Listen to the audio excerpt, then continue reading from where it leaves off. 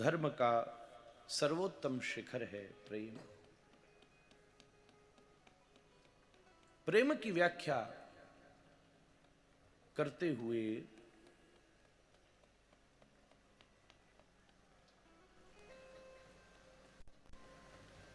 एक गार्गी के बीच उपनिषदों में शास्त्रार्थ हुआ। याज्ञवल्क और गार्गी, कुछ समय पहले पढ़ रहा था मैं। आज आदरणीय फादर के आने से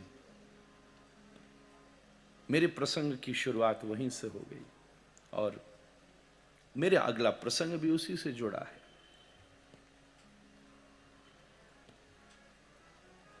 गार्गी और याज्ञवल्क महाराज जनक हुए एक इतिहास में, जिनको हम विदेह राज जनक के। कभी फुर्सत हो तो उपनिषदों में इन शास्त्रार्थों को समझिएगा। सनातन धर्म में फादर एक सुविधा रही है कि हमारे यहां शास्त्रार्थ की ट्रेडिशंस हैं। शास्त्रार्थ में प्रश्न करने का पूर्ण अधिकार है, चैलेंज भी करने का पूरा अधिकार है और फिर इसको प्रमाणित करने की भी आवश्यकता है।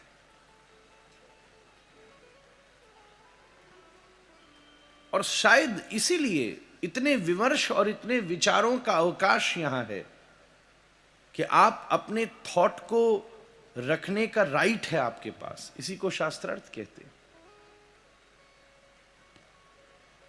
शायद हमारे यहां की परंपरा इतनी डाइवर्स हो सके, इतनी डाइवर्स, सबको अवसर, एक चीज के लिए हर प्रकार का मत मिलेगा।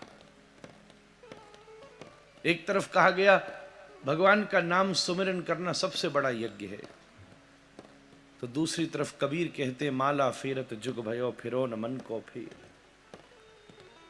इतना विमर्श।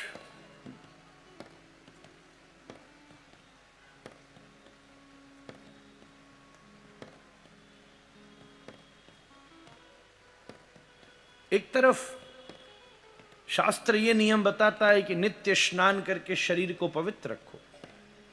एक तरफ वैराग की चरम परंपराएं ये कहती हैं ज्यादा शरीर की पवित्रता रखी तो उसके प्रति मोह हो जाए। हंसी प्रवृत्ति का जो विचार करते, कुंभ आने वाला है, बड़े बड़े नागा, बड़े बड़े विरक्त महात्मा एकत्रित होते, तो वो भी इस परंपरा का एक विधान है कि शरीर का ज्यादा भाव किया तो इससे मोह ना हो जाए। कितना विस्तार है। शास्त्रार्थ की परंपरा शुरू हुई महाराज जनक के दरबार से, विदेह राज जनक।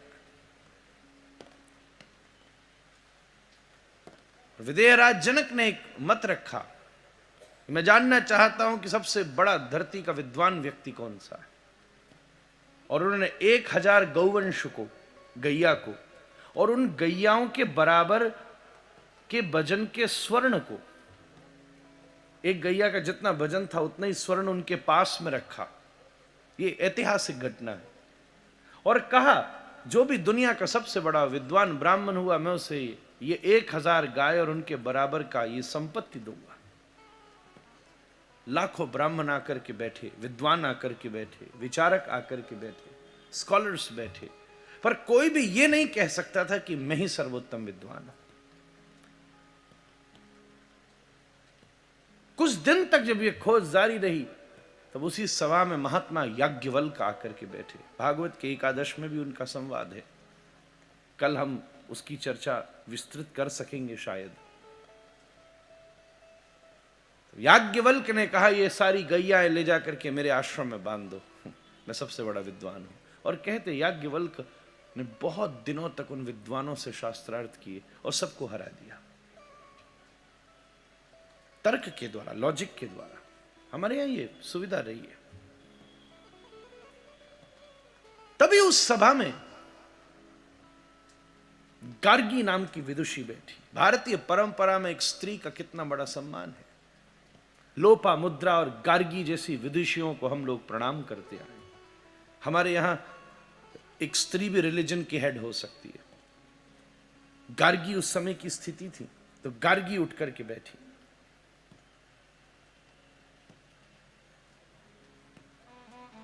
वैसे तो गार्गी ने याज्ञवल्क्य से 2 ही प्रश्न किए थे, जिन 2 प्रश्नों का उत्तर देते देते देते पूरे शास्त्र का निर्माण हो गया।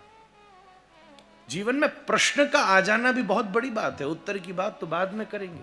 A good question needs a lot of reading, a lot of experience.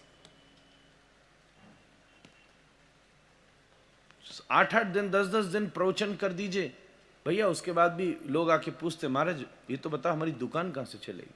बोले हमको क्या पता, हमको पता तो हम ये गलो फाड़ रहे होते अपने, बता हम कहां से बताएं, जिनको पता उनसे पूछ। प्रश्न करना एक अद्वितीय कला है।